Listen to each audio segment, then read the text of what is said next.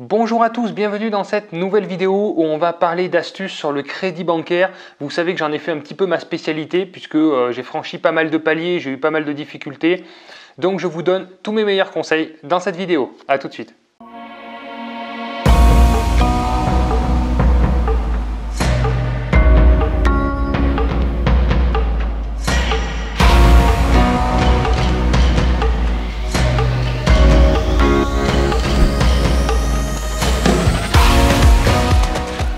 Bonjour à tous, bienvenue dans cette vidéo qui me tient particulièrement à cœur, que j'aime beaucoup. C'est un sujet qui me passionne, c'est le financement bancaire et donc toutes les astuces pour obtenir son financement parce que c'est ce qui nous permet finalement d'acheter de l'immobilier, sinon on est vite bloqué. En tant qu'investisseur rentable, on utilise au maximum, c'est vrai, les effets de levier et donc l'effet du levier du crédit immobilier.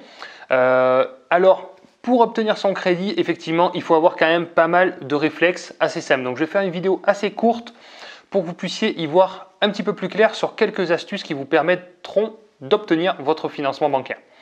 Premièrement, je vous invite à télécharger. Dans la description, vous avez une checklist qui vous permet d'avoir un dossier bancaire complet. C'est le premier point, il faut avoir un dossier bancaire ultra complet. Parce que votre banquier n'a pas de temps à perdre, il faut vraiment lui monter un dossier comme un business plan pour qu'il soit rassuré. Le banquier est un gestionnaire de risque, il n'aime pas le risque et il faut tout démonter. Il faut qu'il n'y ait plus de risque du tout. Et grâce à ce dossier bancaire, vous allez voir, vous allez avoir tous les éléments pour le rassurer et pour sécuriser votre projet d'investissement.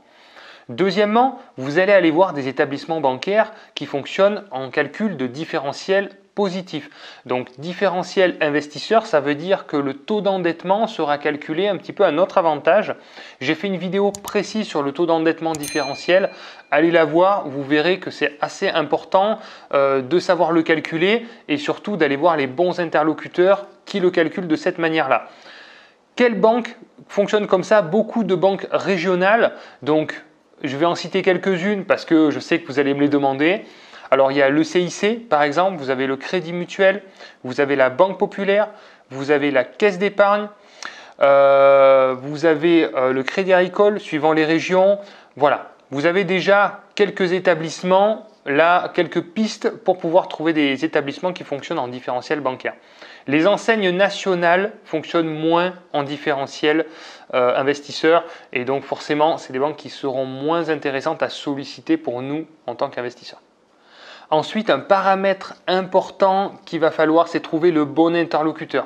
Le bon interlocuteur dans la bonne banque, c'est là où ça risque d'être compliqué. Vous allez avoir un bon interlocuteur, mais dans une mauvaise banque qui ne pourra pas vous financer parce que la politique bancaire de cette banque-là n'acceptera pas votre dossier. Et vous pouvez aussi avoir des mauvais interlocuteurs, pourtant dans une bonne banque qui pourrait éventuellement faire passer votre dossier. Mais là, vous tombez sur quelqu'un qui ne comprend pas votre projet d'investissement parce que ce ne sont pas des investisseurs, ce sont des banquiers.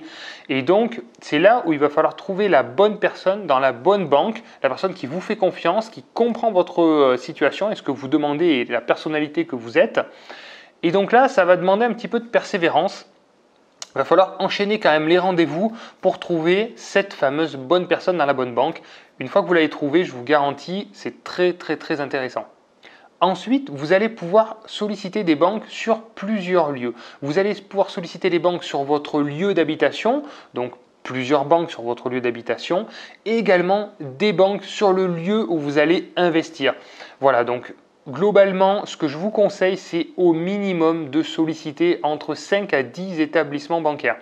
Vous avez bien entendu entre 5 à 10 établissements parce qu'il vaut mieux avoir 2 propositions plutôt qu'au dernier moment en avoir 0.